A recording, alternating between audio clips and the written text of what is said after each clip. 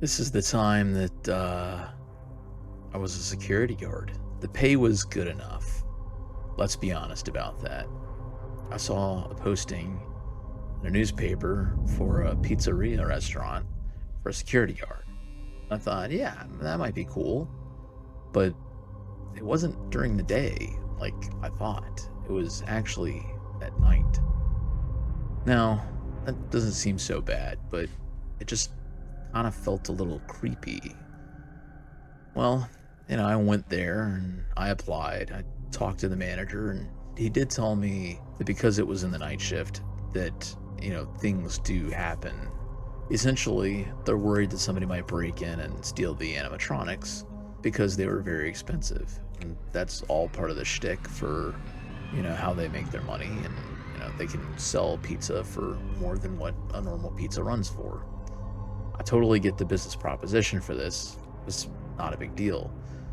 The problem is I go in at midnight and I work until 6 a.m. It's not a terribly long amount of time. It actually seems really basic. And you think, right? Like, I'm gonna go there, I'm gonna check that everything's locked up, and I'll just sit and watch the security cameras for the rest of the night.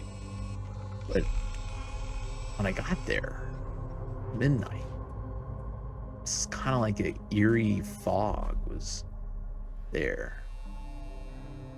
Eerie fog. It was just, I couldn't hardly see to get into the building. Then, when I finally did manage to find the door and unlock it to get into the building, I went to the main area. I saw the normal animatronics that are supposed to be there. I walked around a little bit. Everything seemed kind of normal for a pizzeria restaurant. Just made me feel uneasy. It was so creepy. It was so creepy to be there. I mean, nobody else there, and those animatronics just freaked me out. So I go back to the security office, and I go to prop my feet up, and I go to look at the security cameras, and just kind of make sure that everything's the way that it should be. And I get a phone call, and apparently it's the previous security guard. And he's trying to tell me that these animatronics that are here are legitimately possessed. Like, they walk around and something about their joints were freezing up, and so they were programmed to do like walk automation sequences so that their joints didn't get stuck, which is weird. I don't know how that logic actually has any merit or plays out, but to then start hearing one of them walking on its own, nobody controlling it, autonomously just walking randomly, freaked me out. And I could hear that while he was talking to me on the phone. And he continued to tell me that if they saw me, that they might misjudge me as an animatronic and go to put me into an animatronic suit, which would then kill me. But then he goes on to reassure me that I'm not gonna die, that I'm okay. No. No. The first time I saw an animatronic looking right at the camera, it sent chills down my spine. I honestly thought I was going to have a heart attack. It's probably one of the most terrifying things, especially when it's just one specific animatronic. It's a yellow one with that bib that says, "Let's eat." What are you eating? What are you eating? You're not eating pizza, you're an animatronic. You're not supposed to eat me either. But you look at me through the camera lens, and you're absolutely terrifying me. Now, if I do my job right and I stay completely hidden, well, you'll never know what I look like. But if I don't do a good job, you'll find me. And it's not like you don't know where I'm at. You know where the security office is at. Of course, you know, the voicemail that you get is supposed to tell you that you're supposed to remain calm. That's not right. So these animatronics just randomly roam around at night. You can hear them walking through the hallways. You can hear them bumping into stuff. You can hear them literally rooting through supplies. It's terrifying. I'm supposed to guard them. Nobody would voluntarily come inside. These things are terrifying to be around. I'm told that if I stay alive each night, that they're gonna get more and more active each preceding night. And the most crazy thing ever is apparently the owner only pays for so much power on the power bill. So at night, I literally only have so much power to be able to either shut the doors or run the cameras or turn on the lights to be able to protect myself from these insane machinations.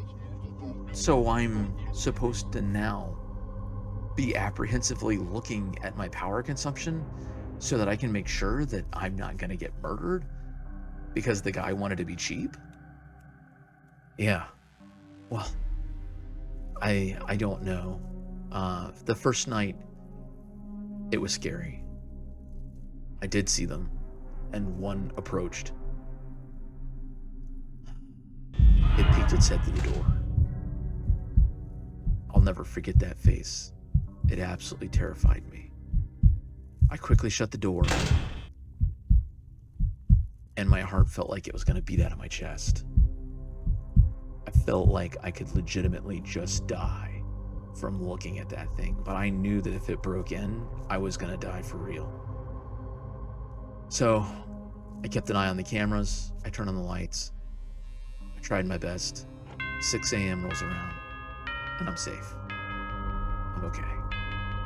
I go home, and I'm supposed to tell my family about this event. I'm supposed to tell them about what happened.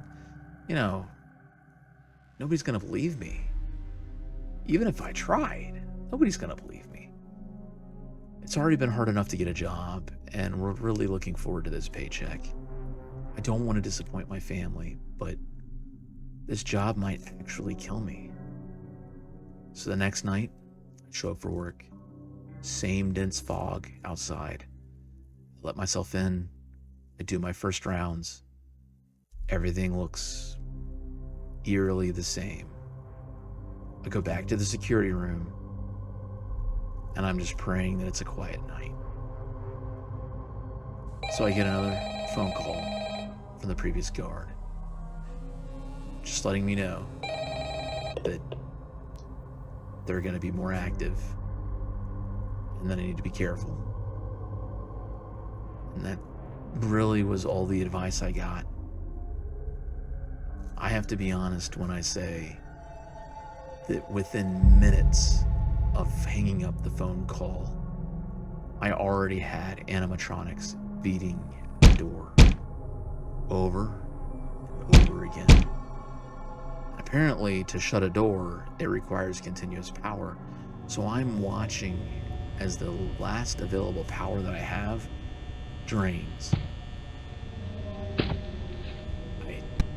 I don't know what to do. I don't have enough power to finish the night. I can't keep the lights on. I can't shut the doors.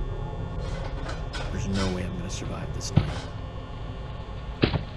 And as I watch, very slowly, as the amount of power that I have drains, and the door remains shut, it hits 0, and the lights go out. And I'm sitting in the darkness, waiting, hoping, praying that it's 6 a.m. And just when I think that it's about to be time for me to be done, and I can see me walking out of the building, jumping in my car, and going home and never coming back to this place. And I close my eyes.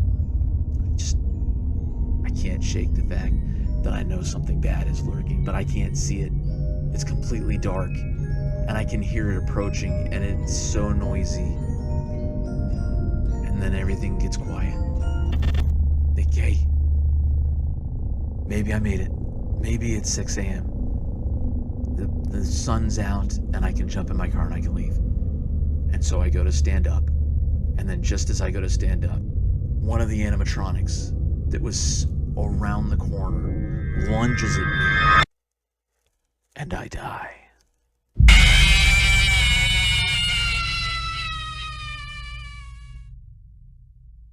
Thank you so much for watching. Clearly, that was inspired by the original Five Nights at Freddy's. If you like what you saw, go ahead and let us know down in the comment section below. And while you're down there, let us know any creepy stories that you might have.